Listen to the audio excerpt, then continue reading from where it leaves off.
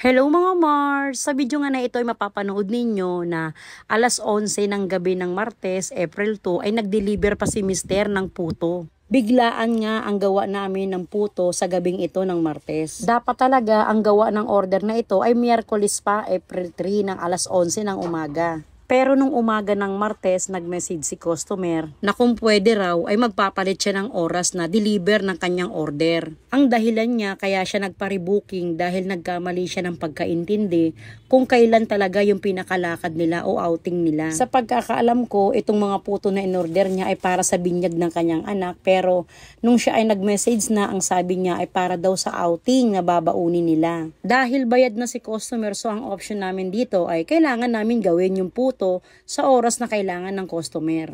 Ang sabi ni customer kung pwede daw ay alas 8 ng gabi ay ma-deliver na yung mga puto, pero ang sabi ko hindi pa ako sigurado kung magagawa namin ng alas 8. Pero sabi ko nga sa kanya, madaling araw niya naman kailangan, pwedeng alas 10 or alas 11 ng gabi magagawa at ma-deliver yung mga puto. Noon kasi mga Mars ay nag-o-offer kami ng mga pre-delivery sa mga pa-order noong unang panahon, noong hindi pa masyadong busy ang Tatas Food Shop. Pero ngayon ay hindi na kami nagde-deliver, maliban na lang talaga kung kinakailangan na kami ang gumawa nun. Kagaya nitong order ni customer na 3 bilao ng mga puto. Kung ipapabook namin ito sa Grab or Lalamove, talagang tatanggihan itong gantong 3 bilao na to. Malalaki yung bilao kaya nakakasiguro kami na tatanggihan ito ng mga rider. Kaya nakiusap ako kay Mister na siya na lang ang mag-deliver doon kay customer. Maraming beses na rin na si Mister ang nag-deliver kay customer noong mga panahon na kami pa talaga ang nagde-deliver sa customer. Pero ang sabi ko kay customer ay magbigay na lang siya ng delivery fee kahit 100 pesos kasi nga naman kung paladaanin sa rider ay masigit pa ron ang sisingilin sa kanya. At hindi naman pwede na pre-delivery dahil itong presyo ko ng puto ay presyo din kung paano binibili ito sa aming tindahan. Tapos si Mister madalas pa katuwang ko yan sa pagluluto, kaya pagod na rin yan. Hindi na talaga kakayanin kung siya pa ang magdi-deliver. Ang order nga ni customer sa isang bilao ay 50 pieces na puto paw at yung isang bilao ay 100 pieces naman sa puto cheese. At etong isang bilao na to na binabalot namin ni Mister ay magkahalo naman yung puto paw at yung puto cheese na merong ginadgad na masarap na keso sa ibabaw. Kahit sobrang sama ng pakiramdam ko sa mga oras na ito habang ginagawa itong mga puto dahil nga masakit yung aking puson at balakang. Dahil sa buwan ng dalaw at sabi nga ni Mister na i-cancel mo na lang. Sabi ko hindi pwede kasi nga bayad na yan. Kailangan natin trabahuin talaga para matapos na. At bago mag alas 11 ng gabi ay natapos namin gawin itong order ng customer at si Mister naman ay maghahanda na para ma-deliver ito kay customer.